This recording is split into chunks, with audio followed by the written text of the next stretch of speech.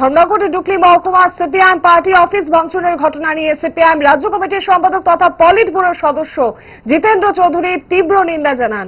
মাননীয় অধ্যক্ষ মানে হল শুধু বিধানসভার অভিভাবক না, অন্যদিক থেকে তিনি একটা দলের সদস্য হলেও এই রাজ্যের একজন প্রবীণ রাজনীতি এবং অধ্যক্ষ হিসাবে তার সে জায়গায় তার এলাকায় শান্তি সম্প্রীতি এবং গণতান্ত্রিক বাতাবরণ বজায় রাখা এটা তার দায়িত্ব করে, কিন্তু বারবার এটা নিয়ে 10 বার।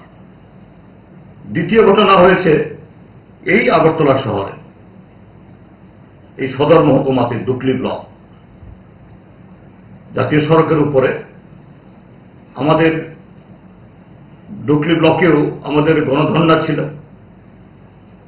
গণধর্ণার সময়তে আমাদের এই ধর্ণা থেকে প্রতিনিধি যখন ব্লকে গিয়ে বিডিও চেম্বারে গিয়ে ডেপুটেশন দিতে যান, তখনই জবরদস্তি করে বিজেপির কিছু লোক ঢুকে যাচ্ছিল বিডিও চেম্বারের মধ্যেই, যাতে সেখানে এরকম একটা অপ্রীতিকর ঘটনা করতে পারে। যাই হোক, বিডিও মহোদয় তাৎক্ষণিকভাবে তিনি পদক্ষেপ গ্রহণ করে সেখানে হয়নি। কিন্তু শান্তিপূর্ণভাবে কর্মসূচি শেষ হয়ে যাওয়ার পর যখন তারা পার্টি অফিসে ফিরে গেলেন, অতর্কিতে